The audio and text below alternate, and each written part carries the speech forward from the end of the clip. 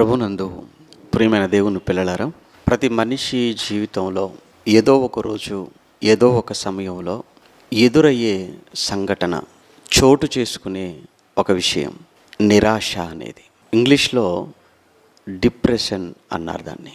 నిరాశకు, నిస్పృహకు లోనైన వేళ జీవితం ఎటువైపు వెళుతుందో, తీసుకునే నిర్ణయాలు ఎలా ఉంటాయో, దాని గురించి వాక్యం ఏం చెప్పిందో ఒక అద్భుతమైన ఈరోజున్న శాస్త్రాన్ని సైతం ఆలోచింపచేసే ప్రతి మనిషికి చాలా చాలా అవసరమైనటువంటి విషయం ఇది.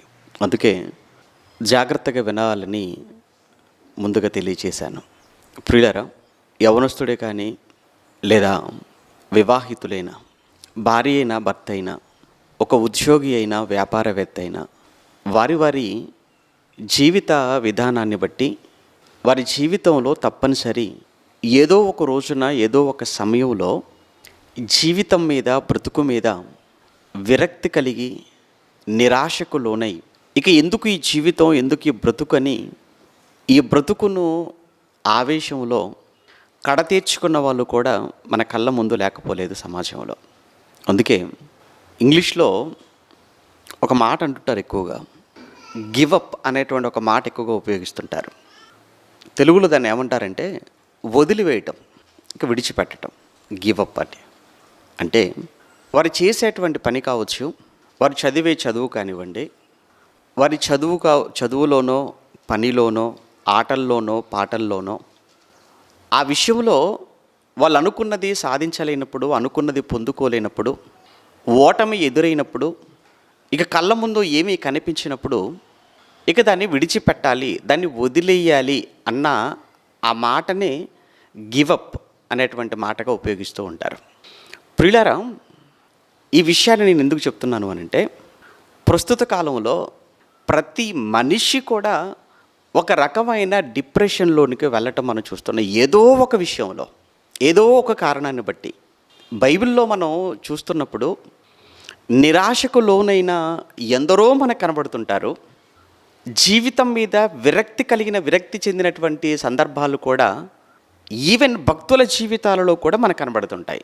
భక్తులు అనగానే వాళ్ళేమో అతీతులేమి కాదు కదా, వాళ్ళు మనుషులే కదా.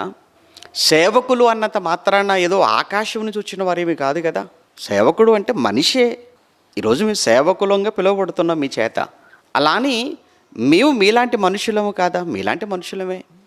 మా జీవితంలో నిరాశ లేదా? మా జీవితంలో కూడా ఎన్నో సందర్భాలలో మేము నిరాశ చెందిన, నిరాశకు లోనైనటువంటి సందర్భాలు కూడా కోకొల్లలు ఎన్నో. అయినా ఆ నిరాశను జయించటం, ఆ నిరాశలో కూడా నిలబడటం అనేది ఏదైతే ఉందో అది మనకు తెలియాలి. దీనికి బైబిల్లో ఒక భక్తుడి విషయాన్ని లేదా ఒక భక్తుడి జీవితాన్ని మనం చూస్తున్నప్పుడు, అందులో ముఖ్యంగా పాత నిబంధన చరిత్రలో ఇర్మియా అనేటువంటి ఒక భక్తుడు మనకు కనబడుతుంటాడు. నిరాశలో మనం ఎలా నిలవబడాలో, నిరాశలో మనం ఎలా నిలదొక్కుకోవాలో, లేదా నిరాశను మనం ఎలా జయించాలో అన్న విషయాన్ని ఈరోజు మనం నేర్చుకోబోతున్నాం. కనుక మీరు జాగ్రత్తగా వినాలి. మళ్ళా చెప్తున్నాను, మూడో మారు కూడా. ఎందుకంటే ఖచ్చితంగా ఇప్పటికే మీరు చాలా విషయాలలో, మీ భార్య విషయంలో కావచ్చు, భర్త విషయంలో కావచ్చు, లేదా కుటుంబాల విషయంలో, ఇరువైపులో ఉన్న కుటుంబాల విషయంలో కావచ్చు, ఆర్థికపరమైన విషయంలో కావచ్చు, ఉద్యోగ విషయంలో కావచ్చు, చేసే పని విషయంలో కావచ్చు, ఏదో ఒక విషయంలో ఏదో ఒక సందర్భాన్ని బట్టి మీరు తప్పనిసరిగా నిరాశకు లోనై ఉంటారు. ఏంటండి ఎంత కష్టపడినా ఫలితం లేదు, ఏంటండి ఎంత చేసినా కానీ కీడు ఎదురవుతుంది, ఎంత మేలు చేద్దాం అనుకున్నా, ఎంత మంచి చేద్దాం అనుకున్నా నాకు చెడు ఎదురవుతుంది, నాకే ఎందుకు ఇలా జరుగుతుంది, నేనే ఎందుకు ఇలా అయిపోతున్నాను, ఏంటి నేనే ఉన్నానా అని నీకు నీవుగా, నాకు నేనుగా అనుకొని బాధపడేటువంటి సందర్భాలు ఉన్నాయి చూసారా? అదే మనం నిరాశలోనికి వెళ్ళిపోవటం అన్న మాటకు అర్థం.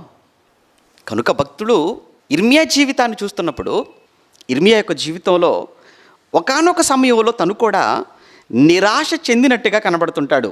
అనగా అతను కూడా డిప్రెషన్లోనికి వెళ్ళినట్టుగా కనబడుతుంది ఇర్మియా జీవితం. ఒకసారి చూద్దాం. అతని జీవితం ఈరోజు మనకు నేర్పించే ఒక అద్భుతమైన పాఠంగా చెప్పుకోవాలి.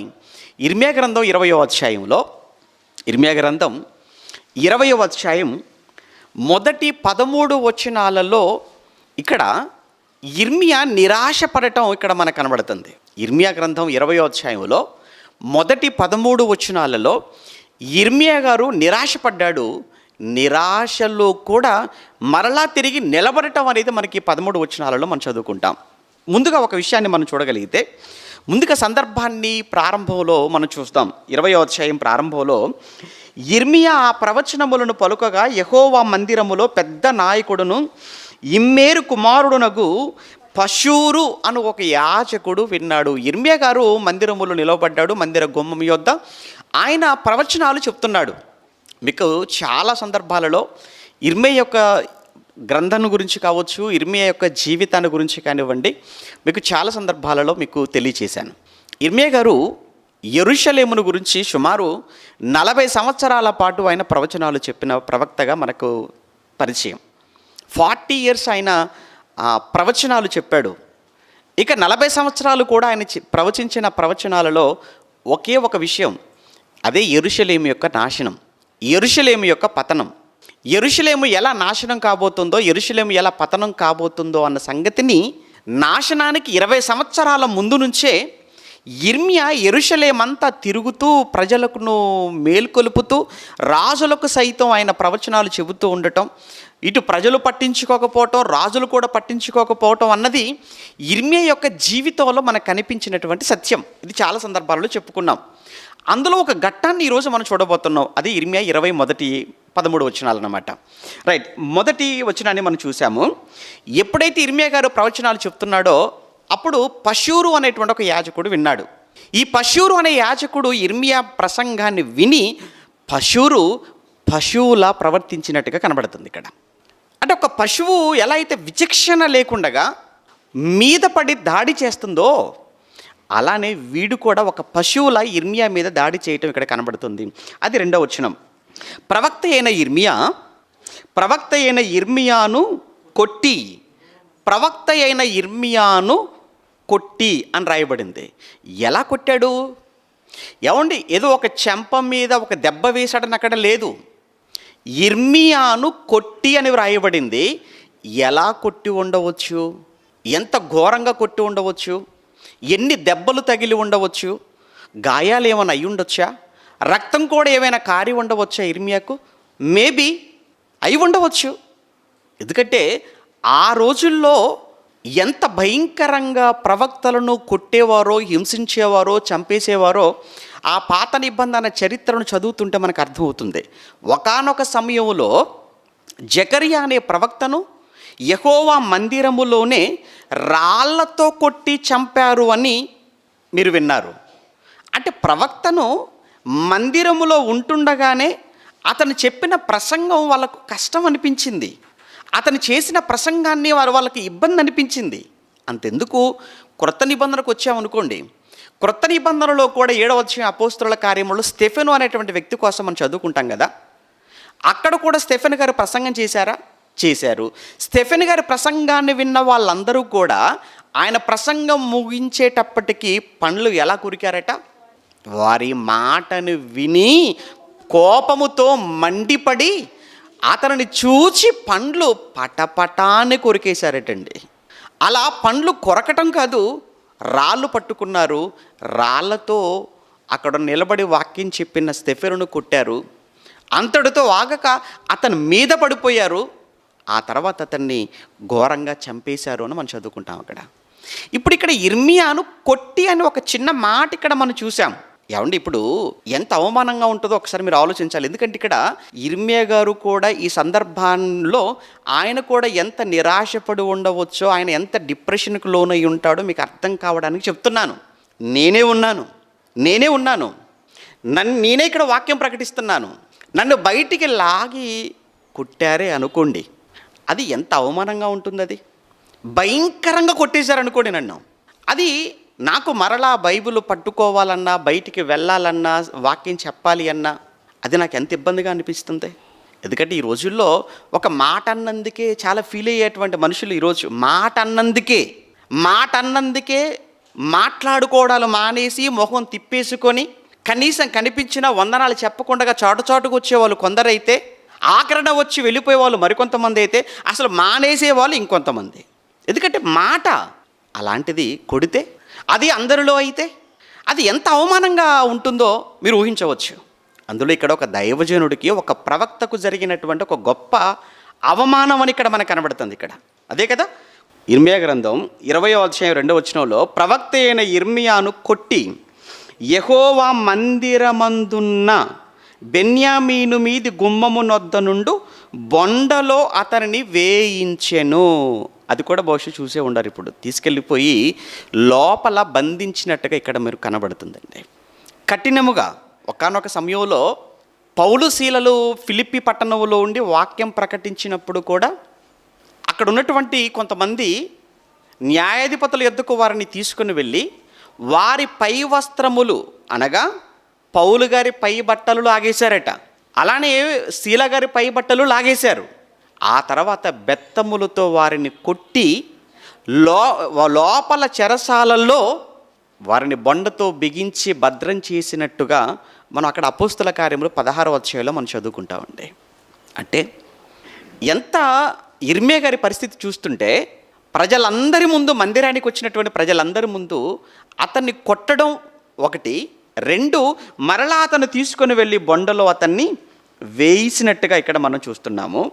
అయితే 4వ వచనానికి వచ్చేటప్పటికి 4వ వచనంలో యెహోవా ఈ మాట సెలవిచ్చుచున్నాడు, నీకును పశువురు నువ్వే కదా, అయితే నీకును నీ స్నేహితులందరికీ నీకే భయము, నీవే భయకారణముగా ఉండునట్లు చేయుచున్నాను. నీవు చూచుచుండగా వారు తమ శత్రువులు ఖడ్గము చేత కూలెదరు, మరియు యూదా వారిని అందరినీ బబులోను రాజు చేతికి అప్పగింతును.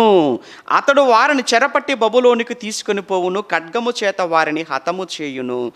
ఈ పట్టణం, ఏ యెరూషలేము పట్టణములో ఉండి నేను ప్రకటిస్తున్నానో, ఏ యెరూషలేము పట్టణములో మీరు నన్ను కొట్టారో, ఏ యెరూషలేము పట్టణములో నన్ను బంధించి బొండ వేసి నన్ను లోపల బంధించేశారో, ఈ యెరూషలేము పట్టణంలో ఉన్న ఐశ్వర్యం పోతుంది, దీనికి ఉన్నటువంటి ఖజానా దీన్ని ఎత్తుకొని వెళ్ళిపోతారు.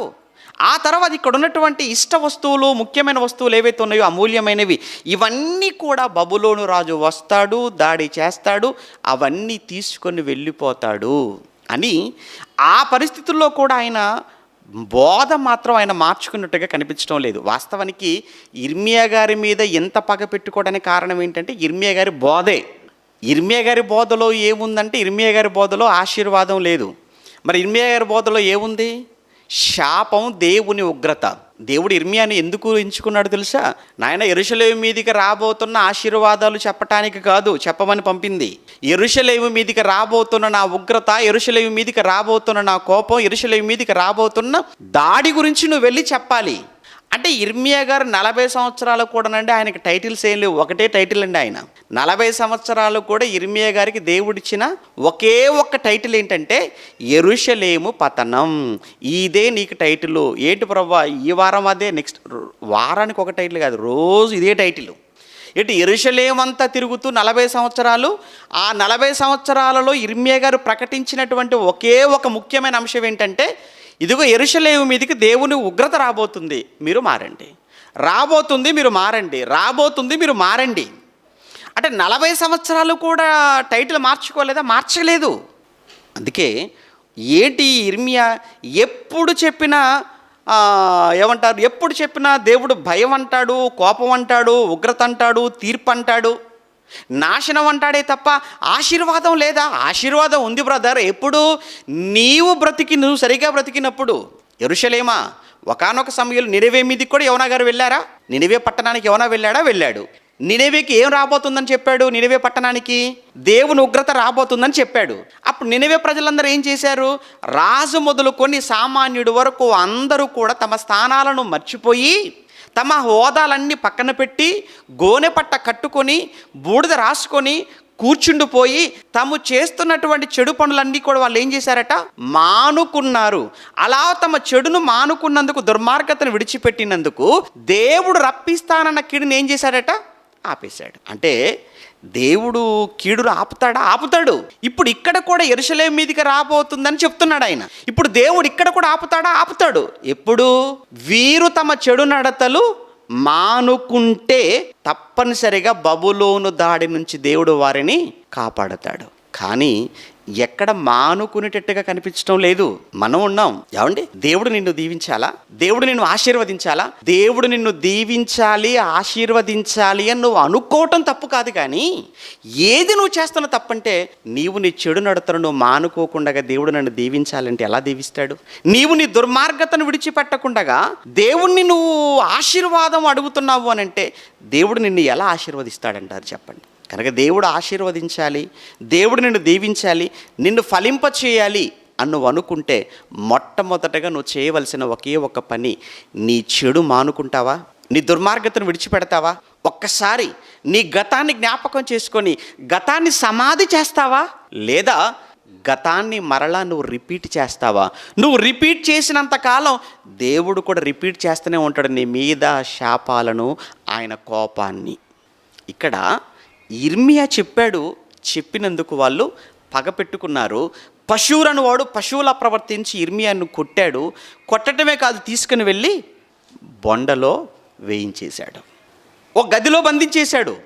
నెక్స్ట్ మనం చూస్తుంటే ఆ తర్వాత 6వ వచనంలో, పశువురు నీవును నీ ఇంట నివసించు వారందరూ చెరలోనికి పోవుదురు, నీవును నీ ప్రవచనముల చేత మోసపుచ్చిన నీ స్నేహితులందరూ బబులోనుకు వచ్చెదరు, అక్కడే చనిపోయేదరు, అక్కడనే పాతి పెట్టబడెదరు అనేశాడు.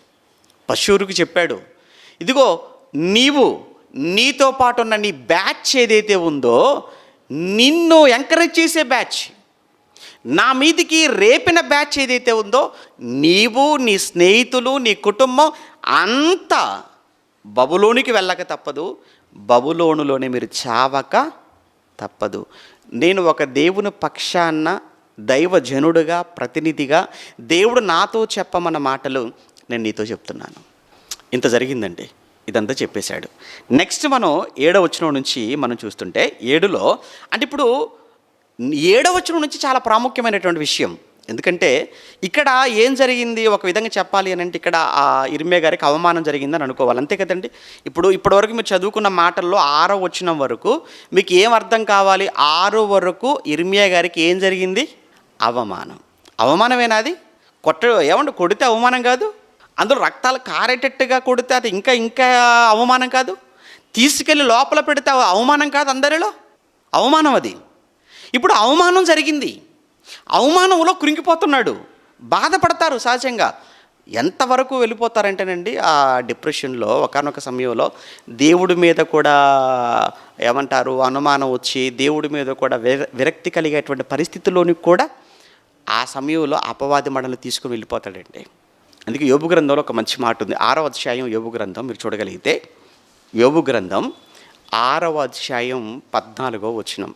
యోబు గ్రంథం 6వ అధ్యాయం 14వ వచనంలో, యోబు గ్రంథం 6వ అధ్యాయం 14వ వచనంలో, కృంగిపోయినవాడు సర్వశక్తి. ఏమండి, కృంగిపోయినవాడు అంటే దాని అర్థం ఏంటి? డిప్రెషన్లో ఉన్నవాడని అర్థం, అంతే కదా. నేను చాలా కృంగిపోయానండి అని అంటారు. ఎవరిని చాలా నలిగిపోయానండి అంటారు. నేను చాలా నిరాశలో ఉన్నానండి అంటారు. నువ్వు నిరాశలో ఉన్నావా, కృంగిపోయావా, డిప్రెషన్లో ఉన్నావా, ఇవన్నీ కృంగిపోయిన వాడు సర్వశక్తుడైన దేవుని యందు భయభక్తులు మానుకొనినా. చూసారా ఏంటి? కృంగుబాటు అనేది ఆఖరికి ఏం చేస్తుందట? కృంగుబాటు ఏం చేస్తుంది? దేవుని యందు భయభక్తులు మానుకునే విధంగా చేస్తుంది. అంటే ఈ నిరాశ, ఈ డిప్రెషన్ అనేది అది మా చిన్న విషయం కాదది. ఆ నిరాశలోకి వెళ్ళినావా, ఆ డిప్రెషన్లోనికి వెళ్ళావా, దేవుని యందు భయభక్తులు కూడా మానుకునే పరిస్థితి. ఏమండి, చర్చికి వెళ్ళాలన్న ఇంట్రెస్ట్ కూడా ఉండదండి కొంతమందికి. ఇంకా సరే, మనం ఏమనుకుంటామంటే, ఎవడైనా కానీ కష్టం వస్తేనైనా కానీ కనీసం దేవుడు జ్ఞాపకం వస్తాడు కదా అనుకుంటాం. అదే కదండి సహజంగా. ఆదివారం వచ్చిందనంటే దేవుడు జ్ఞాపకం వస్తాడు, లేదంటే అనారోగ్యం వచ్చినా కానీ, లేదంటే కష్టం వచ్చినా కానీ ఎవరు చెప్పుకుంటాం చెప్పండి? దేవుడికే కదా. కనీసం అప్పుడైనా దేవుడి దగ్గరకు వస్తారు అని మనం అనుకుంటాం. కానీ కొంతమంది ఉంటారు, ఆ కష్టంలో కూడా దేవుడి దగ్గరికి రాని వాళ్ళు, అదేంటంటే అదొక రకమైనటువంటి మానసిక రుగ్మతగా మారిపోతుంది అది. అందుకే దేవుడు బైబిల్ చెప్పని విషయం అంటూ ఏది ఉండదు. అదొకటి మీరు గుర్తుంచుకోవాలి. బైబిల్ చెప్పని సంగతి అంటూ ఏది ఉండదు. నీ 60 ఏళ్ళ జీవితంలో నీకు సంభవించే ప్రతి ఏ విధమైనటువంటి సమస్య అయినా కానీ ఆ సమస్య బైబిల్లో ఉండక మానదు. నువ్వు వెతకాలి, నువ్వు చదవాలే. కానీ ఆఫ్టర్ ఆల్ అండి, 60 ఏళ్ళ జీవితం కోసం చెప్పడం బైబిల్కి పెద్ద పని కాదు. మళ్ళీ చెప్తున్నాను, 60 ఏళ్ళ జీవితం కోసం చెప్పడం అనేది బైబిల్కి చాలా చిన్న విషయం. ఎందుకంటే నువ్వు పుట్టక ముందున్న ప్రకృతి సంగతులు చెప్పిన బైబిలు, నీ చావు గురించి చెప్పిన బైబిలు, చావు తర్వాత జీవితం కొరకు మాట్లాడిన బైబిలు, ఆఫ్టర్ ఆల్ ఆవిరి వంటి జీవితం కోసం చెప్పడం అనేది చాలా చిన్న విషయం ఇది. కనుక ఈ 60 ఏళ్ళ ఈ జీవితంలో ఆవిరి వంటి బ్రతుకులో నీకొచ్చి ఆ కృంగుబాటులో నీ యొక్క ఆలోచనలు ఎలా ఉంటాయో కూడా చెప్తున్నాడు ఇక్కడ. మళ్ళీ చదవండి. కృంగిపోయిన వాడు సర్వశక్తుడగు దేవుని యందు భయభక్తులు మానుకొనినను స్నేహితుడు.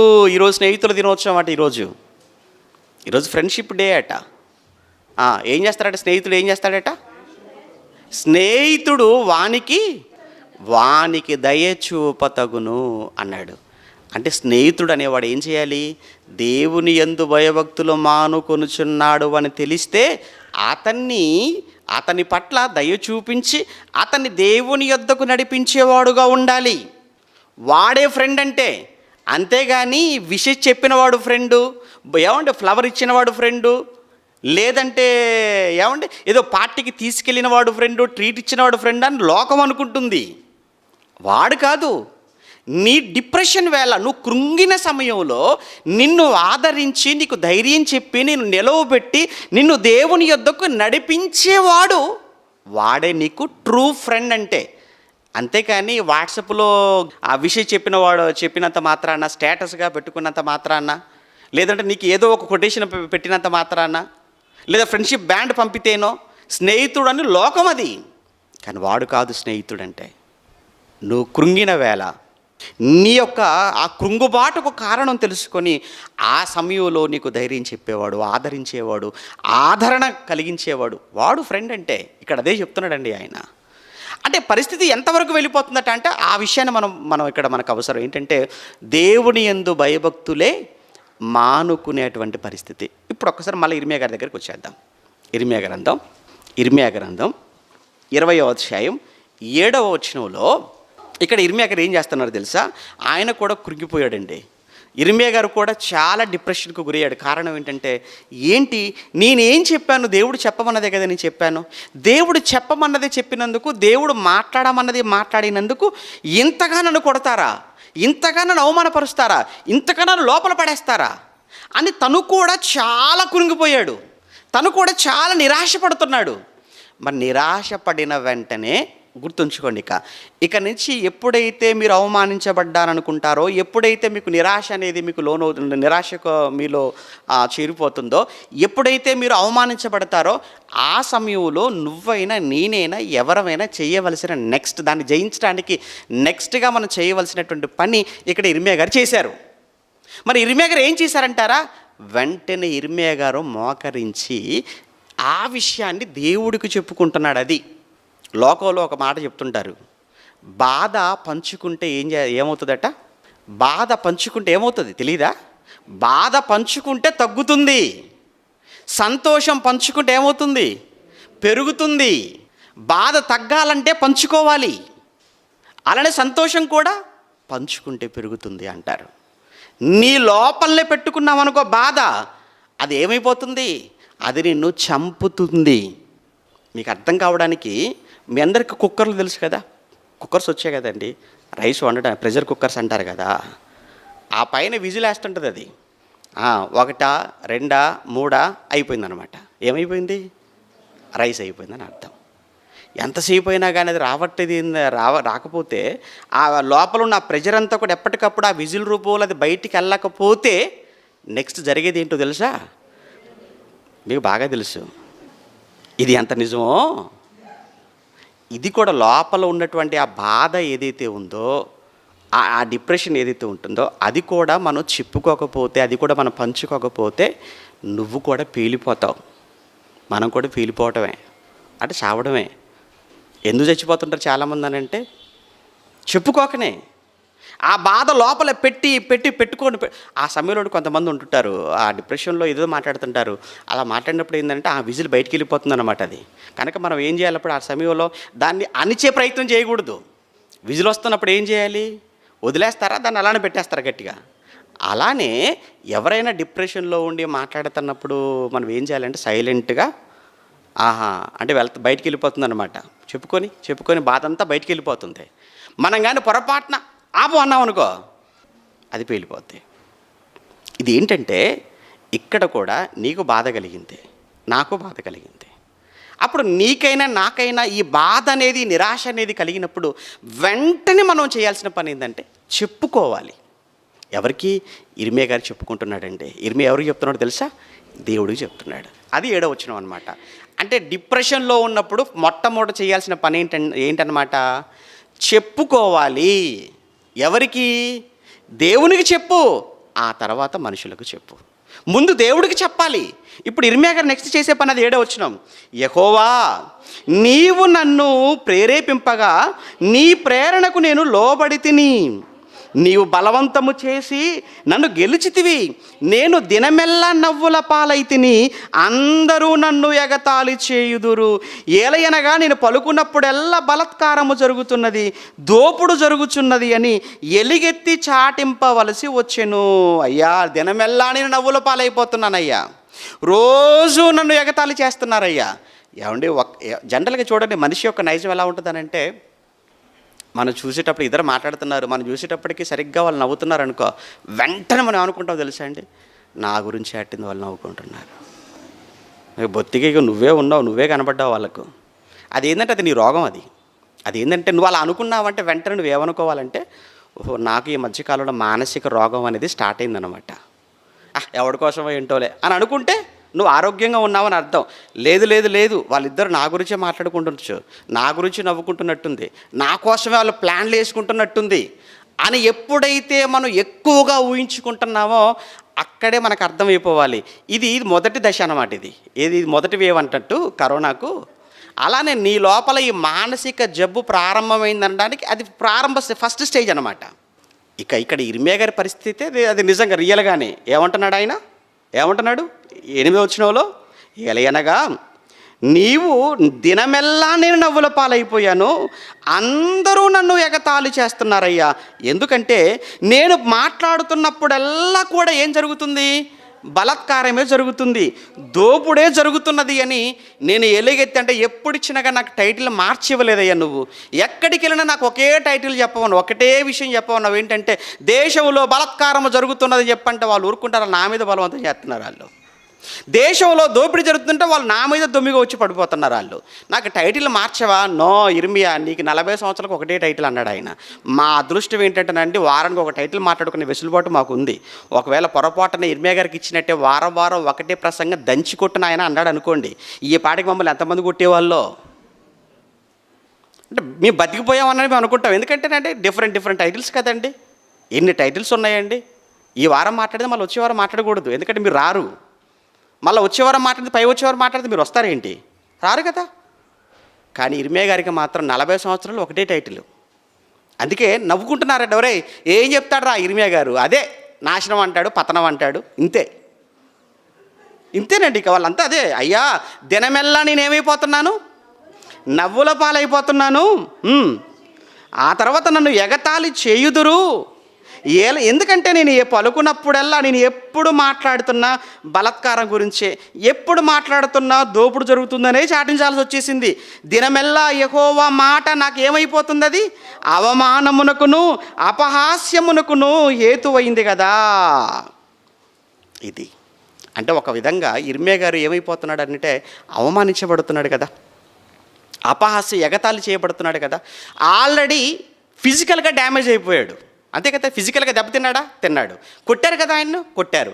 అంటే ఒకవైపు మ్యాన్ హ్యాండ్లింగ్ చేశారు, ఆయన ఒకవైపు కొట్టారు, లోపల పెట్టారు, అదొకటి. ఇప్పుడు మెంటల్గా మానసికంగా ఆయన అవమానపరుస్తున్నారు కదా. అంటే ఫిజికల్ డ్యామేజ్, నెక్స్ట్ మెంటల్గా కూడా ఆయన ఏం చేస్తున్నారు? డ్యామేజ్ చేస్తున్నారు. 2 విధాలుగా నలిగిపోతున్నాడు మనిషి ఇర్మియా గారు. కానీ ఈ రెండు విషయాలు కూడా ఎవరితో పంచుకుంటున్నాడు ఆయన? దేవుడితో పంచుకున్నాడు. అంటే అవమాన సమయంలో, నిరాశలో చెప్పుకోవాలి, ఖచ్చితంగా చెప్పాలి, ఖచ్చితంగా మనం పంచుకోవాలి మన బాధను. పంచుకుంటేనే తప్ప ఆ భారం అనేది మనకు తగ్గదు. కనుక నువ్వు నిరాశలో ఉన్నప్పుడు, నిస్పృహలో ఉన్నప్పుడు, బాధలో ఉన్నప్పుడు తప్పనిసరిగా నీ నిరాశకు, నీ నిస్పృహకు, నీ బాధకు కారణం ఏంటో ఇతరులతో నువ్వు తప్పనిసరి చెప్పుకోవాలి. ముఖ్యంగా దేవుడితో మనం ఆ విషయాన్ని పంచుకోవాలి. రైట్, ఇది మొదటిది. ఇక రెండో విషయం ఏంటంటే, రెండవదిగా అక్కడే మనం 9 నుంచి మనం చూస్తుంటే 9 నుంచి 11 వరకు, 9 నుంచి 10 వరకు, 9వ వచనంలో రెండవ విషయంగా, ఆయన పేరు నేను ఎత్తను, ఆయన నామమును బట్టి ప్రకటింపను అని నేను అనుకుంటున్నా. ఇదేంటి మరలా చూడండి. అంటే ఇంత జరిగినప్పటికీ కూడా, ఇంత డిప్రెషన్లో ఉండి, ఇంత నిరాశలో ఉండి కూడా, ఇంత అవమానించబడుతూ మళ్ళీ ఇర్మియా గారు అంటున్నారు, అయినా ఇంత జరిగినా కానీ, ఇంత అవమానం నాకు కలిగినా నేను ఆయన గురించి ప్రకటింపను అని నేను అనుకున్నానా? లేదు. అంటే ఏం చేస్తున్నాడు అన్నమాట? తన పని తను చేసుకుంటూ వెళ్ళిపోతున్నాడు. నువ్వు కూడా అంతే, నేను కూడా అంతే. ఎవరో ఏదో అన్నారని అనుకోనివ్వండి, అంతే కదా. నువ్వేదో పని ప్రారంభించావు, ఆ పని ప్రారంభించినప్పుడు చుట్టూ ఉన్న వాళ్ళంతా వీడేంట్రా ఈ పని చేస్తున్నాడు, ఇది వెళ్తుందా? ఒకానొక సమయంలో నెహెమ్యా గారు యెరూషలేము చుట్టూ గోడలు కట్టించేటప్పుడు కూడా ఆ చుట్టూ ఉన్నాడు, ఆ సన్బల్లటు అనేవాడు కావచ్చు, టోబియా అనేవాడు కానీ, ఆ నెహెమ్యా గారి దగ్గరకు వచ్చి ఆ గోడలు కడుతుంటే, ఈ గోడ ఏంటి కట్టేస్తారని, ఈ గోడలు నిలబడతాయని, ఒక్క నక్కగాని వచ్చి ఒక్కసారి ఎగిరితే గోడలని ఏమైపోతాయి? కింద పడిపోవు. ఆహా, భలే కడుతున్నారు అంటే దీన్ని ఏమంటారు? హేళన చేయటం కదా. అలా అని నెహెమ్యా ఆపేశాడా?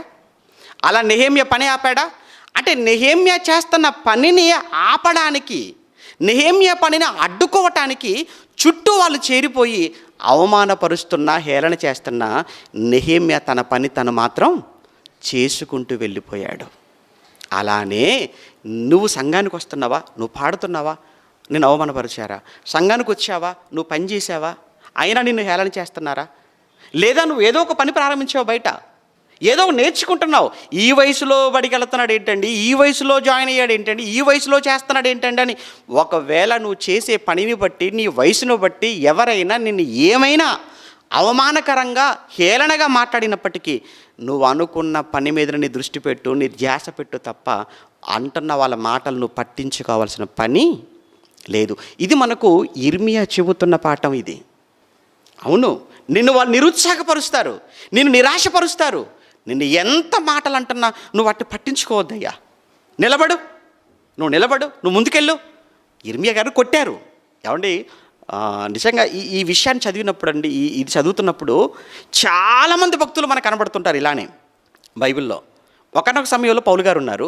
పౌలు గారు కొరింథీ పట్టణానికి వెళ్తారు.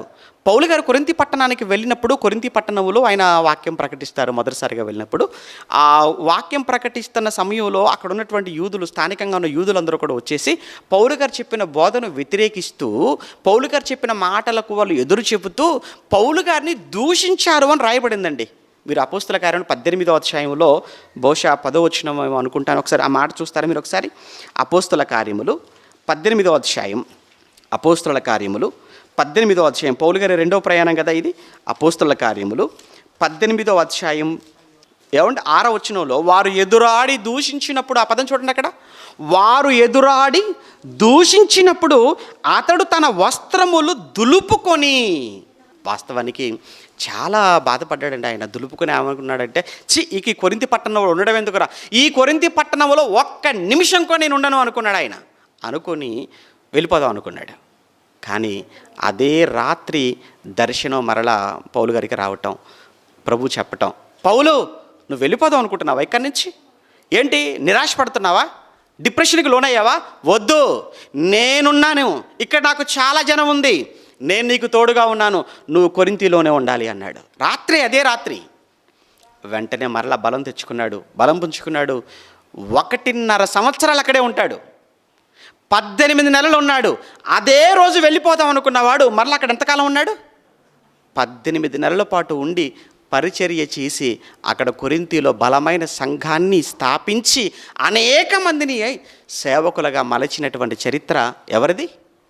పౌలది. ఒకవేళ రాత్రికి రాత్రి జరిగిన అవమానాన్ని బట్టి వాళ్ళన్న మాటలను ఆయన పట్టించుకొని ఒకవేళ వెళ్ళిపోయి ఉంటే అసలు కొరింథీ గురించి 2 పత్రికలు, కొరింథీలో చెప్పబడిన అనేకమైన సంగతులు ఈరోజు మనకు అందేవా? మీరు ఆలోచించండి. అంటే నీ జీవితంలో కూడా అంతే.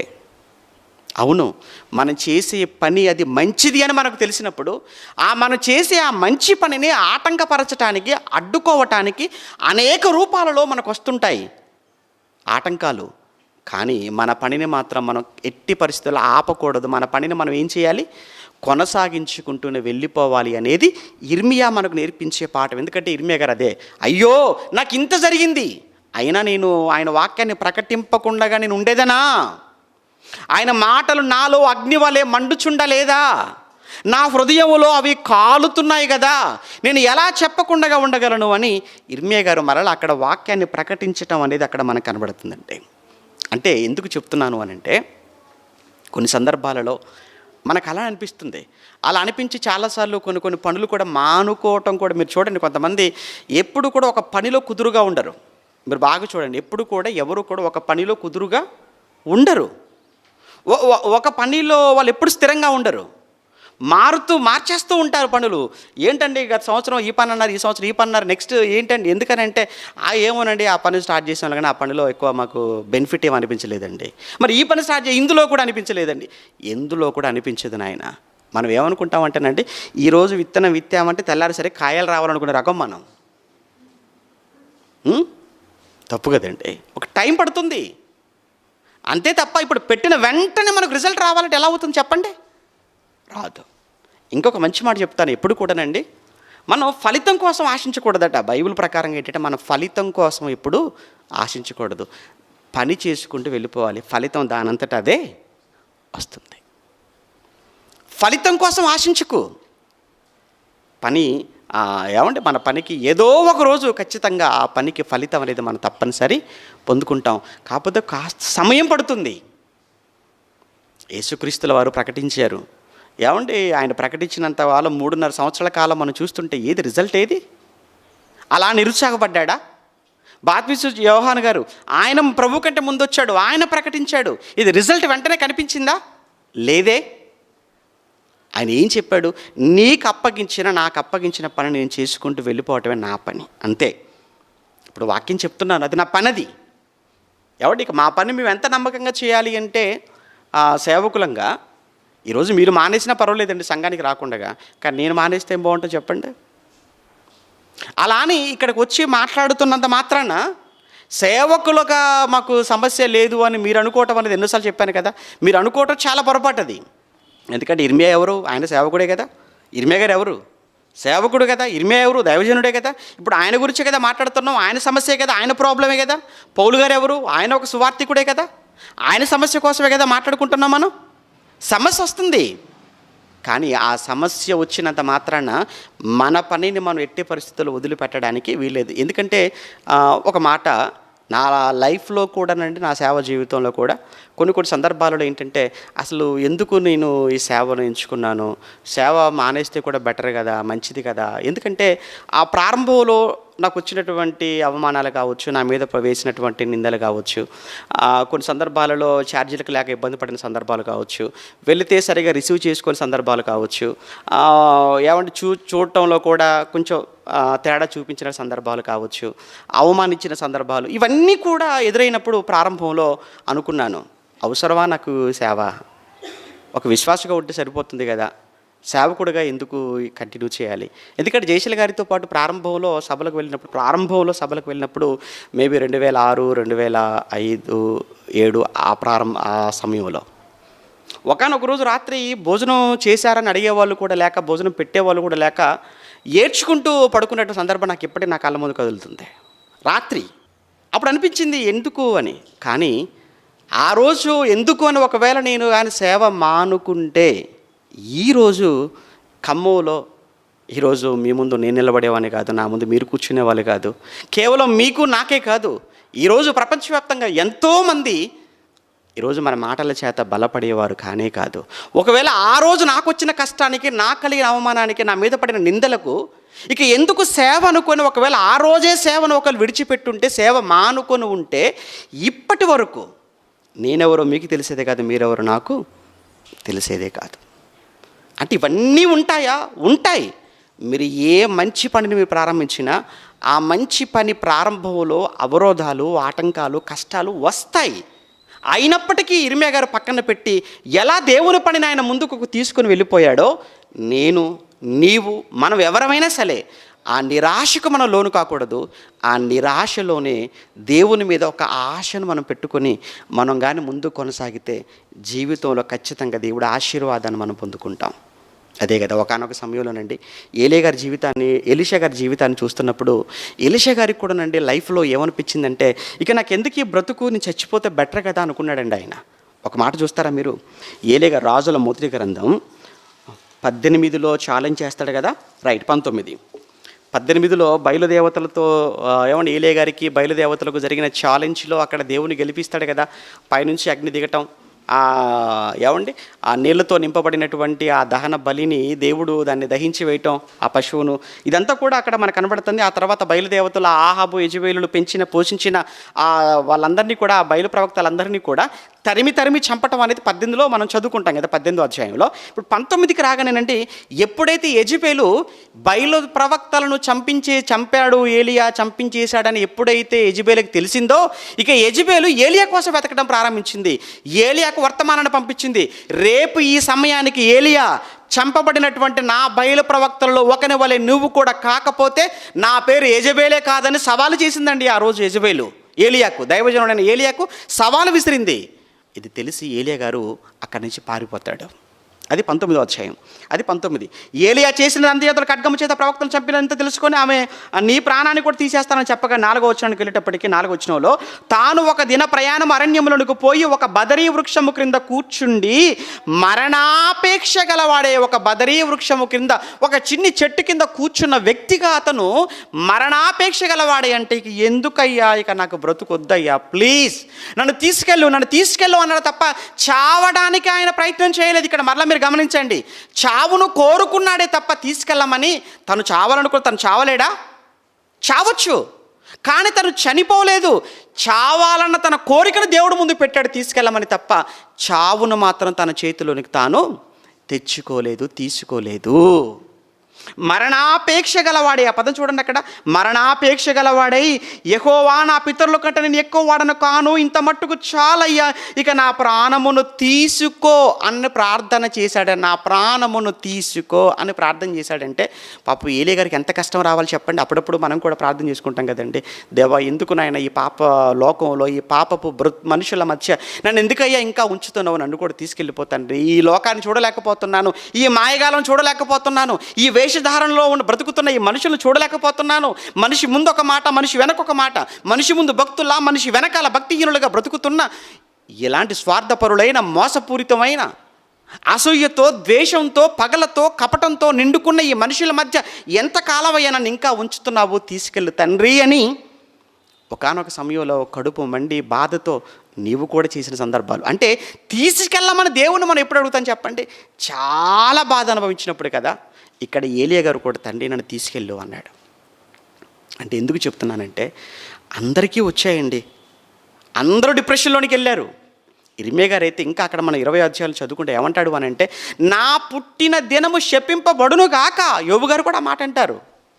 ఇక్కడ ఇర్మియా గారు కూడా ఆ మాట అంటారు. అందరైతే హ్యాపీ బర్త్డే అనుకుంటారు, బర్త్డే అంటే హ్యాపీ అనుకున్నారు.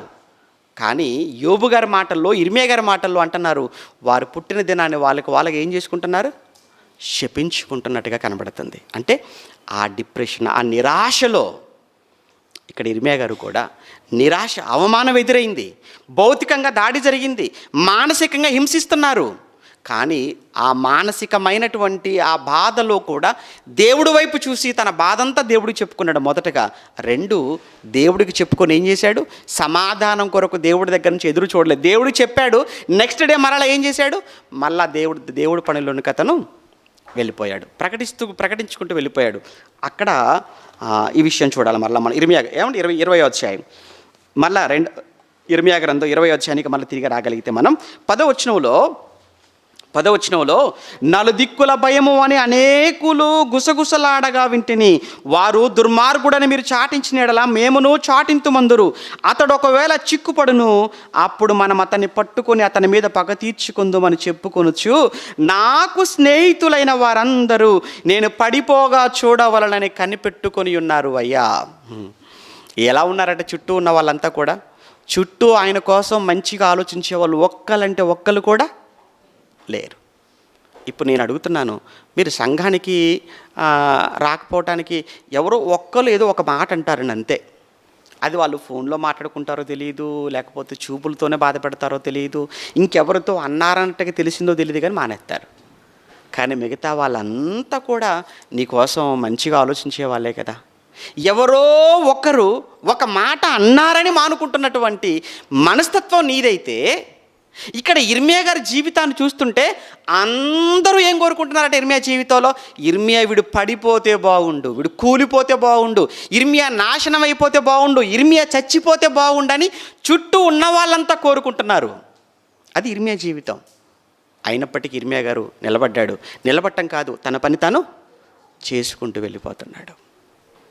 అంటే ఇర్మియా గారికి జరిగిన అవమానాన్ని, ఇర్మియా ఆ కృంగుబాటులో, ఆ నిరాశలో, తన నిరాశకు కారణమైన విషయాన్ని, తన కృంగుబాటుకు వెనకాల పరిస్థితులను దేవుడు ముందు పెట్టాడు. నెక్స్ట్ డే వెంటనే మరలా తన పని తాను చేసుకుంటూ వెళ్ళిపోతున్నాడు. కొనసాగించాడు, తన పనిని ఆపలేదు. మీ జీవితంలో మీకు వచ్చేటువంటి ప్రతి విధమైన కష్టం గుర్తుంచుకోండి, ప్రతి విధమైనటువంటి కష్టం, ప్రతి విధమైనటువంటి ఆటంకం, అది మిమ్మల్ని అంతకంతకు గొప్పగా చేయటానికే తప్ప మిమ్మల్ని తక్కువ చేయటానికో లేదని మిమ్మల్ని బలహీనపరచడానికో కానే కాదండి. ఒక విషయం చెప్తాను. దావీదు గారి గురించి మనకు తెలుసు కదా. దావీదు యవ్వనంలో ఉన్నాడు. దావీదు అందరికీ ఎప్పుడు తెలిసాడు అని అంటే, గొలియాతును కొట్టినప్పుడే కదా దావీదు హీరో అయిపోయాడు. గొలియాతును కొట్టినప్పుడు దావీదు ఏమయ్యాడు? హీరో.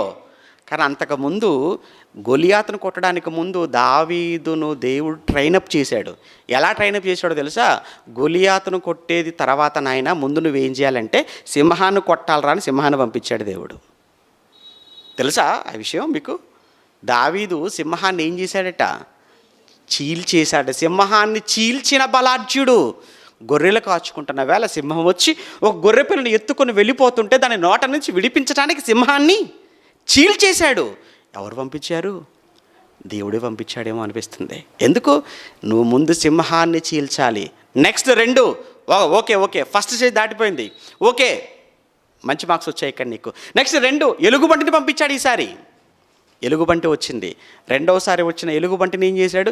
దాని గడ్డం పట్టుకున్నాడట. దాని నోట నుంచి గొర్రెపిల్లను విడిపించి దానిని కూడా చంపేశాడట. కనుక ఈ రెండింటిలో నువ్వు పాస్ అయ్యావు కనుక ఇప్పుడు రాయిక యుద్ధంలోకి, ఇప్పుడు రాయిక రంగంలోకి దిగు అన్నాడు. గొలియాతును ముందు పెట్టాడు. కొట్టు అన్నాడు దేవుడు. కొట్టాడు, పడిపోయాడు. అప్పుడు దావీదు ఏమైపోయాడు? హీరో. అంటే దావీదు గొలియాతును కొట్టడానికి ముందు తన జీవితాన్ని మనం చూస్తుంటే అక్కడ ఒక సింహాన్ని పడగొట్టిన వాడిగా కనబడుతున్నాడు, ఒక ఎలుగుబంటిని కొట్టిన వాడిగా కనబడుతున్నాడు. నీ జీవితంలో కూడా నిన్ను దేవుడు హీరో చేయాలనుకుంటున్నాడు. నిన్ను హీరో చేయాలనుకుంటే ముందు వచ్చిన సింహంలాగా నీకు వచ్చిన ఒక చిన్న కష్టం, ముందు దేవుడు పంపిన ఒక ఎలుగుబంటిలాగా ఆ తర్వాత దానికి మించినటువంటి మరొక బలమైనటువంటి కష్టం, ఈ రెండింటిని నువ్వు ఎదుర్కో. ఈ 2 కష్టాలను, ఈ 2 సమస్యలను నువ్వు పరిష్కరించుకొని నువ్వు నిలబడగలిగితే ఆ తర్వాత నీకు వచ్చే కష్టాన్ని కూడా నువ్వు నిలబడి జయించగలిగితే ఆ తర్వాత దేవుడు దావీదుని చేసినట్టుగా నిన్ను కూడా ఏం చేస్తాడు? ఒక హీరోలాగా దేవుడు నిన్ను చూడాలి అనుకుంటున్నాడు. నువ్వేంటి సింహం లాంటి దానికి అంటే చిన్న కష్టానికి నువ్వు కృంగిపోగానే ఇక నెక్స్ట్ ఎలుగుబంటి ఎక్కడ నీకు? ఇక అంతే కదండి. నీకు ఎలుగుబంటిది ఎక్కడ అంటే మొదటి దశలోనే ఫెయిల్ అయిపోయావు, ఇక రెండవ దాకా అవసరం లేదు. అంతే కదండి. క్వార్టర్ ఫైనల్లో గెలిస్తేనే కదా సెమీఫైనల్కి వెళ్ళేది, సెమీఫైనల్లో గెలిస్తేనే కదా ఫైనల్కి వెళ్ళేది. నువ్వు నాకౌట్లోనే పడిపోతున్నావు, నువ్వు క్వార్టర్ ఫైనల్లో పోడా. నీకు తెలుసు కదా ఆటల్లో. అలానే సింహం అనేది ఏంటన్నమాట? ఇది క్వార్టర్ ఫైనల్ లాంటిది. నెక్స్ట్ సెమీఫైనల్ ఏంటన్నమాట? ఎలుగుబంటి. నెక్స్ట్ ఫైనల్ ఏంటి? గొలియాతు. కొట్టాడా? సరిగ్గా గురి చూశాడు, ఒకే ఒక రాయితో పడగొట్టేశాడు. దావీదును భుజాల మీదకి ఎత్తుకున్నారు. యెరూషలేముకు తీసుకుని వచ్చారు. వరల్డ్ కప్ గెలిస్తే ఎలా ఉంటుందో అంతకంటే 100 రెట్లు పాట. దావీదుకు 10,000, సౌలుకైతే 1000. అంతేనండి. దావీదు జీవితం అంటే ఎందుకు చెప్తున్నాను అంటే, దావీదు ఎక్కడ కూడా భయపడినట్టుగా ఎప్పుడు కూడా ఇంకోటి, తన మీద దావీదు గారు ఎప్పుడూ ఆధారపడలేదండి. దావీదు చరిత్రను చదువుతుంటే సౌలు దగ్గర నిలబడి మాట్లాడుతుంటాడు, అయ్యా నువ్వేంట్రా, నువ్వు చూస్తున్నావు చాలా చిన్నవాడుగా ఉన్నావు, నువ్వు గొల్లియాతును ఎదుర్కొంటావా, వాడు చిన్నప్పటి నుంచి యుద్ధాభ్యాసం చేసినవాడు, నీకు అలవాటు లేదు కదా నీకు ఇదంతా కూడా అంటే, అప్పుడు అంటాడు, ఇదిగో సింహము నోట నుంచి ఎలుగుబంటి నోట నుంచి నన్ను తప్పించి నన్ను రక్షించినటువంటి దేవుడు నాకు తోడుగా ఉన్నాడు. ఆ రోజు కూడా దేవుడే నాకు తోడుగా ఉండి జయాన్ని ఇచ్చాడు. ఈ రోజు కూడా గొల్లియాతు మీద జరిగే యుద్ధంలో దేవుడే నాకు తోడుగా ఉంటాడు అనే ఆ బలమైనటువంటి ఆ నమ్మకం చూడండి. అంటే ఎప్పుడు ఎక్కడ కూడా దేవుని మీద ఎంత మాత్రం కూడా విశ్వాసాన్ని పోగొట్టుకోలేదు దావీదు. అందుకే దావీదు జీవితం అంతా కూడా జయమే తప్ప ఎక్కడ తన జీవితంలో అపజయాలనేవి ఎక్కడ మనకు కనపడవు. ఇక్కడ కూడా మీరు చూస్తుంటే 20వ అధ్యాయంలో ఇక 11వ వచనానికి వచ్చేటప్పటికి 11వ వచనంలో కనిపెట్టుకున్నాడండి. ఏంటి కనిపెట్టుకోవటం అని అంటే, దేవుడు ఇర్మియా జీవితంలో ఇవ్వబోయేటువంటి ఆ ఘనత, దేవుడు ఇర్మియా జీవితంలో ఇచ్చే ఆశీర్వాదం కోసం ఇర్మియా కనిపెట్టుకొని ఉన్నట్టుగా 11 నుంచి కనబడుతుంది. అంటే నిరాశలో ఉన్నాడు. నిరాశలో ఉండి ఇర్మియా చేసిన మొదటి పని ఏంటి? దేవుడికి చెప్పుకున్నాడు, ప్రార్థన చేశాడు మొదటగా. రెండోది ఏం చేశాడు? తన పని తను చేసుకుంటూ వెళ్ళిపోయాడు. మూడోది ఏం చేస్తున్నాడు తెలుసా? కనిపెట్టుకొని ఉంటున్నాడు. దేవుడు ఇవ్వబోయేటువంటి ఆశీర్వాదం కోసం కనిపెడుతున్నాడు. ఎలా కనిపెడుతున్నాడు చూస్తారంటే 11వ వచనంలో, అయితే పరాక్రము కలిగిన శూరుని వలె యెహోవా నాకు తోడై ఉన్నాడు. అది నాకెంత అవమానం జరిగితే ఏంటి, నా మీద ఎంతమంది చుట్టూ చేరిపోతే ఏంటి, నాకు ఎప్పుడు ఎవరు తోడుగా ఉన్నారు? దేవుడు తోడుగా, పరాక్రము కలిగిన, ఆ పదం చూడండి అక్కడ, పరాక్రము కలిగిన శూరుని వలె యెహోవా నాకు తోడై ఉన్నాడు. నీకు నాకు తోడుగా ఉన్న దేవుడు ఆయన పరాక్రమవంతుడు, శూరుని వలె నీకు తోడుగా ఉంటాడు. నీకు నిజంగా దేవుడి మీద నీకున్న నమ్మకం ఏంటి? దేవుడి మీద నీకున్న నమ్మకం ఏంటి? నిజంగా నువ్వు దేవుణ్ణి 100% నమ్మావా? పూర్తిగా. ఈరోజు మన విశ్వాసులం అని చెప్పుకుంటున్నామండి. ఏం విశ్వాసులం? సగం విశ్వాసులం, సంపూర్ణ విశ్వాసులు కాదు ఎవరు కూడా. సంపూర్ణంగా నమ్మారా దేవుణ్ణి?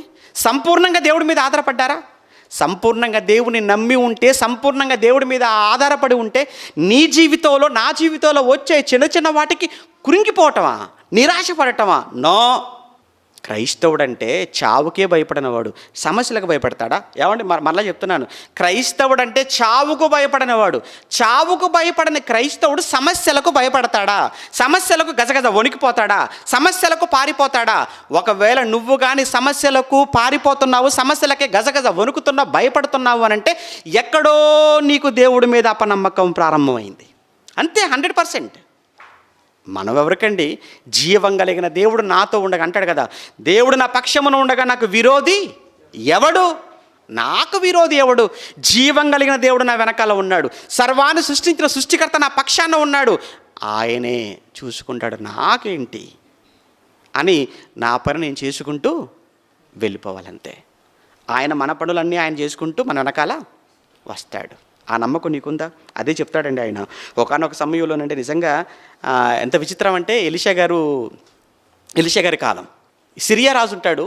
ఆ సిరియా రాజు ఏంటి, మనం చేసే ప్రతి ప్లాన్ ఆ ఇశ్రాయేల్ రాజుకి ఎలా తెలిసిపోతుందిరా అని అడుగుతాడు. అక్కడ కూర్చున్నటువంటి తన సైన్యాధిపతులందరినీ కూర్చోబెట్టి, మనం ఇక్కడ గీసే ప్రతి ప్లాన్, మనం వేసే ప్రతి స్కెచ్ కూడా ఎక్కడో ఉన్న ఇశ్రాయేల్ రాజుకి ఎలా తెలిసిపోతుంది, వాళ్ళని మనం ఎందుకు గెలవలేకపోతున్నాం, వాళ్ళ మీద సంథింగ్, మీలో ఎవరో కోవట్లు ఉన్నట్టుందిరా, మీలో ఎవడో ఇశ్రాయేల్ సంబంధించిన వాడు ఎవడో ఉన్నాడా అని మొత్తం ఎంక్వైరీ చేస్తే, లేదు అందరు సిరియన్సే. మరి మనం మాట్లాడుకున్న విషయాలన్నీ అక్కడ వాళ్ళకి ఎలా తెలిసిపోతున్నాయి? పెగాసెస్ ఏమైనా ఉందనుకుంటున్నారా? ఆ కాలంలో స్పైవేర్ ఏమైనా ఉందనుకుంటున్నారా? పెగాసెసా, స్పైవేర్ అయ్యని ఇప్పుడు మాటలు వింటున్నాం మనం మీడియాలో. మరి అటువంటప్పుడు సిరియా రాజు సైన్యంతో మాట్లాడుతున్న మాటలు ఇశ్రాయేల్ దేశంలో ఉన్నటువంటి వారికి ఎలా తెలిసిపోతున్నాయి అని సిరియా రాజు మీటింగ్ పెట్టాడు. మీటింగ్ పెడితే ఎవ్వరూ లేరని తెలిసిపోయింది. అందులో ఉన్నోడు ఒకడు అన్నాడు, అయ్యా విషయం ఏంటంటే అక్కడ ఒక దైవజనుడు ఉన్నాడు, ఎలీషా అనే ఒక దైవజనుడు ఉన్నాడు. ఆ దైవజనుడే అన్నీ మన గురించి అన్నీ తెలిసిపోతున్నాయి ఆయనకు. ఆయన రాజుకు చెప్తున్నాడు, రాజు సైన్యాన్ని అలర్ట్ చేస్తున్నాడు, అందుకే మనం ఓడిపోతున్నాం అనగానే అప్పుడు రాజు అంటాడు, అలా అయితే మీరు తెల్లవారేసరికి ఆ ఎలీషా అనే దైవజనుడు ప్రవక్త ఎక్కడున్నాడు ఏంటో మొత్తం కూడా మీరు ఆరా తీయండి అనగానే దోతాను అనే ప్రాంతంలో ఉన్నాడని తెలిసిపోయింది. అయితే ఇమీడియట్గా మీరు వెళ్ళిపోండి సైన్యం అంతా అనగానే తెల్లవారేసరికి తెల్లవారుజామున. మీకు తెలుసో లేదో, అప్పుడప్పుడు వాంటెడ్ క్రిమినల్స్, పెద్ద క్రిమినల్స్ ఉంటారు చూసారా, నేరగాళ్ళు, వాళ్ళందరినీ పట్టుకోవడానికి ఎప్పుడు వస్తారో తెలుసా అండి? తెల్లవారుజామున వస్తారు. ఎందుకంటే అన్నీ మర్చిపోయి నిద్రపోతున్న వేళ ఆడ తప్పించుకోవడానికి కూడా అంతగా ఉండదు. అందుకే పెద్ద పెద్ద నేరస్తులు పట్టుకోవడానికి ఆ టైంలో తిరుగుతుంటారు, ఆ టైంలో వస్తారు, ఆ టైంలో అరెస్ట్ చేస్తుంటారు. అర్ధరాత్రి అరెస్ట్ చేశారని మీరు వింటారు చూసారు. అప్పుడప్పుడు అర్ధరాత్రి. ఎందుకు అర్ధరాత్రి? అప్పుడైతే గొడవ చేయడానికి కూడా ఎవడు రాడు, 10 మంది కూడా జనాలు అందరు నిద్రలో ఉంటారు కదా, వాడు సపోర్టర్స్ కూడా ఉంటారు కదా, వాళ్ళు తాగేసి మంచి మత్తులో ఉంటారు. వాడు అభిమానులు కావచ్చు, వాడి కార్యకర్తలు కావచ్చు, ఎవడు రాడు ఆ టైంలో. అందుకే సరిగ్గా అర్ధరాత్రి 2 గంటలకు 3 గంటల కంటే భార్య కూడా లేవదు ఆ టైంలో. అందుకే ఈజీ అయిపోతుంది అలా అరెస్ట్ చేయటం. ఇప్పుడు ఎలీషా గారిని అరెస్ట్ చేయడానికి కూడా తెల్లవారుజామునే వాళ్ళు ప్లాన్ చేసుకున్నారండి. దోతాను చుట్టూ రథాలతో సైన్యాలతో మొత్తం నిండిపోయారు. ఎలీషా ఇంటి చుట్టూ చేరిపోయారు సైన్యం అంతా కూడా. అప్పుడు ఎలీషా శిష్యులలో ఒకడు ఎందుకో బయటికి వెళ్ళాడు. బయటికి వెళ్ళగానే ఏంటి రథాలు, ఏంటి సైన్యం, వాడు గజగజ వణికిపోయి ఎలీషా దగ్గరికి వెళ్ళిపోతాడు. అయ్యా అన్నాడు. ఏంట్రా అన్నాడు. మీకు తెలుసా ఏంటి? అయ్యా నిన్ను మమ్మల్ని అరెస్ట్ చేయటానికి సిరియా రాజు సైన్యం మొత్తం చుట్టేసిందయ్యా మనల్ని అన్నాడు. నువ్వు వాళ్ళని చూసి భయపడిపోతున్నావా బిడ్డ?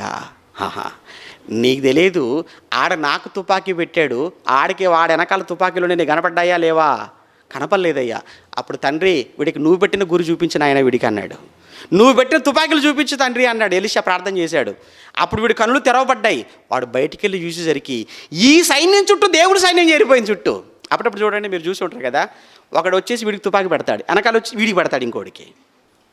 మీరు చూడండి, ఆ సీన్ చూసారా? గుర్తొచ్చిందా? అలానే వీళ్ళంతా ఎవరికి పెట్టారు ఇప్పుడు ఇక్కడ? ఎలీషాకు. ఇప్పుడు ఈ సైన్యానికి ఎవరి సైన్యం ఉంది వెనకాల? విచిత్రం ఏంటంటే వీడు పెట్టినటువంటి ఆ సైన్యం కావచ్చు, వీడి చేతిలో ఉన్న ఆయుధాలైనా కానీ పడిపోవచ్చు, పాడైపోవచ్చు. దేవుడిది పెట్టాడని గురి తప్పదండి. చూడగానే ఆశ్చర్యపోయాడు. ఏంటయ్యా ఇంత ఉందా మనకు వెనకాల? మరి ఏమనుకుంటున్నాం మనం ఎవరం? మన తండ్రి పేరే సైన్యములకు అధిపతియగు యెహోవా. ఆయన సైన్యం దిగిందంటే ఈ సైన్యం పనికి వచ్చింది ఇక్కడ అన్నాడు. తండ్రి వీళ్ళందరికీ గుడితనం కలగజేయ అన్నాడు. చెప్పేది కథ కాదండి. మీరు కానీ రాజుల 2వ గ్రంథం 6వ అధ్యాయం చదువుకోండి. తర్వాత రాజుల 2వ గ్రంథం 6వ అధ్యాయంలో ఇదంతా ఉంటుంది. తండ్రి చెప్పు నాయన అన్నాడు. వాళ్ళందరికీ గుడ్డితనం కలగజేయ అన్నాడు. అంతే. సైన్యం అంతటికి గుడ్డితనం కలగజేశాడు దేవుడు. అంధత్వం, చీకట్లో అంత చీకటి తనులాడుతున్నారు. వాళ్ళందరి సరాసరిగో మీరు ఎలీషా దగ్గరికి వెళ్ళాలి కదా అని ఎలీషా గారే చక్కగా వాళ్ళందరినీ కూడా ఇశ్రాయేల్ రాజు దగ్గర తీసుకెళ్ళిపోతాడు. కళ్ళు తెరుగుతుంటే కానీ కళ్ళు తెరవబడతాయి. చూసరిగా అరెస్ట్ అయిపోతారు వీళ్ళంతా. అంటే అక్కడ ఎలీషానే పట్టుకుందామని వచ్చారు, కానీ వాళ్ళే పట్టుబడిపోయారు. భయపడలేదు ఎలీషా. సైన్యం చేరిపోయిందని ఏమండి మీ ఇంటికి ఒక పోలీసు వచ్చాడు అనుకోండి, ఎలా ఉంటుంది చెప్పండి మీకు? గజగజ అమ్మ పోలీసు వచ్చాడా, ఎందుకు వచ్చాడో ఏంటో. ఫోన్ వస్తేనే గజగజ ఉరికిపోతుంటాం మనం. ఎందుకు? భయం మనకు.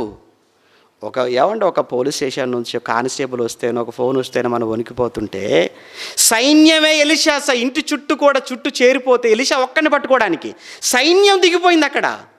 భయపడ్డా? తండ్రి అన్నాడు. అదండి అది. అంటే ఇక్కడ ఏం నేర్చుకోవాలి మనం అన్నప్పుడు, నిరాశలో మనం ఏమాత్రం కూడా మనకున్న ధైర్యాన్ని మనం కోల్పోవాల్సిన పని ఏమాత్రం కూడా లేదండి. అందుకే మీరు రోమపత్రిక మీరు చూసిన, ఫిలిప్పీ పత్రిక చూసిన కొన్ని మంచి మాటలు మాట్లాడుతుంటాడండి. ఒకసారి ఆ మాటలు కూడా చూద్దామా? ఫిలిప్పీలకు రాసిన పత్రిక 4వ అధ్యాయంలో అపోస్తులుడైన పౌలు ఫిలిప్పీలకు రాసిన పత్రిక 4వ అధ్యాయం, ఫిలిప్పీలకు రాసిన పత్రిక 4వ అధ్యాయం 6-7 వచనాలలో, ఫిలిప్పీ పత్రిక 4వ అధ్యాయం 6-7 వచనాలలో, దేనిని గూర్చియో చింతపడకండి, దేనిని గూర్చి కూడా మీరు వరి అవ్వకండి. ఎందుకు మీరు వరి అవుతున్నారు? ఎందుకు మీరు భయపడుతున్నారు? ఏమంటే ఒక విషయం మీరు ఆలోచించండి. భయం అనేది అది ఎవరి లక్షణం? పిరికి వారి లక్షణం. 2, భయం అనేది ఎవరి లక్షణం తెలుసా? తప్పు చేసిన వాడి లక్షణం. పోలీసు వస్తున్నాడు అనగానే ఎవరు పారిపోతారు? దొంగలు పారిపోతారా? ఏమండి ఎవరండి పారిపోతారు?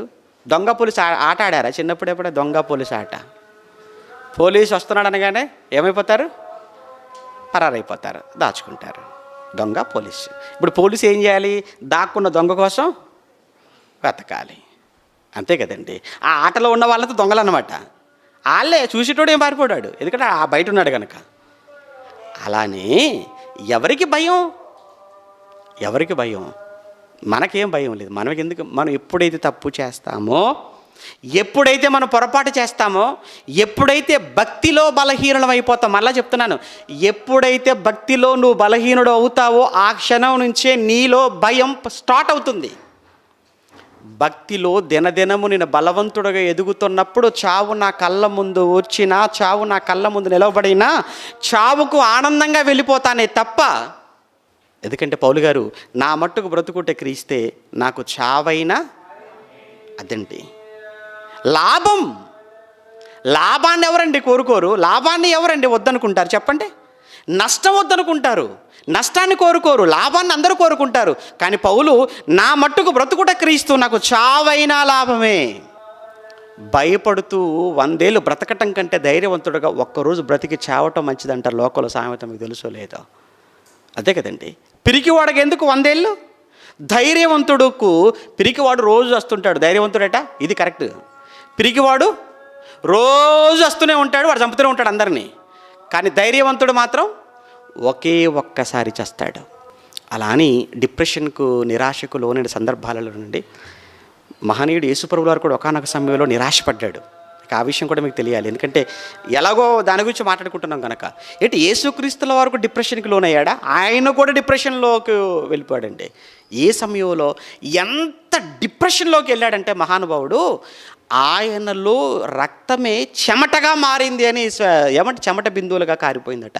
ఏంటి రక్తము చెమట బిందువులుగా కారిపోయిందని అంటే, ఈరోజు ఆధునిక మెడికల్ ఆ టెక్నాలజీలో, ఆ శాస్త్రములో అది ఎంతో తీవ్రమైనటువంటి ఒత్తిడి అయితేనే తప్ప అలా జరగదు అని ఈరోజు వైద్యశాస్త్రం చెప్తుందండి. అంటే ఎంత ఒత్తిడికి లోనై ఉంటాడు మహానుభావుడు. కారణం తెల్లవారితే జరగబోయే మహాసంగ్రామం, శిలువ సంగ్రామం. భయంకరమైన శ్రమలు కళ్ళ ముందు కనబడుతున్నాయి ఆ గిన్నెలో. అందుకే తండ్రి నీకు ఇష్టమైతే ఈ గిన్నెను నా యుద్ధం నుంచి తొలగించు, నీకు ఇష్టమైతే ఈ గిన్నెను నా యుద్ధం నుంచి తొలగించు అన్నాడు. కారణం ఏంటంటే చాలా కానీ ఆఖరికి ఏమన్నాడు, తండ్రి ఇది నా ఇష్టం కాదు, నీ ఇష్టమే, మరలా నీ ఇష్టమే, నీ ఇష్టమే.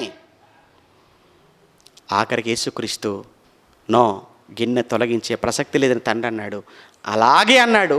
తెల్లవారిన తర్వాత ఆ మహనీయుడు పడిన బాధలేంటో, శ్రమలేంటో మనకు తెలియందేమీ ఇక కాదు. ఫిలిప్పీ పత్రికలో ఉన్నాం కదా, ఎక్కడున్నాం? ఫిలిప్పీ పత్రిక 4వ అధ్యాయం 6వ వచనం. దేనిని గూర్చి మీరు చింతపడకండి, దేనిని గూర్చి మీరు చింతపడకుడు కానీ ప్రతి విషయములో అన్నారు. చూసారు అక్కడ, ప్రతి విషయం. ఏంటయ్యా నీకున్న సమస్య చెప్పు, ఏంటి నీకున్న సమస్య? నన్ను అడిగితేనండి, అసలు మనకున్న సమస్యలు అని చెప్పడం అంటే దేవుని అవమానపరచటం.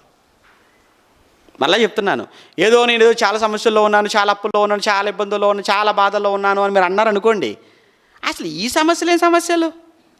ఒకసారి భక్తులు చూస్తావా? వాళ్ళ చరిత్రలు చదువుకున్నావు ఎప్పుడైనా? ఎప్పుడో చరిత్రలు, భక్తులు మనకి ఏం తెలియదు. ఏమైనా మనకి ఏం తెలుసు, 4 మాటలు తెలుసు. కాపాడతాడు, ఎత్తుకుంటాడు, ముద్దు పెట్టుకుంటాడు, రక్షిస్తాడు, లాలిస్తాడు, పాలిస్తాడు, పాత్రలు దొక్కేస్తాడు. ఇయే కదా మనకు తెలిసినవి. ఏమైనా తెలుసా బైబిల్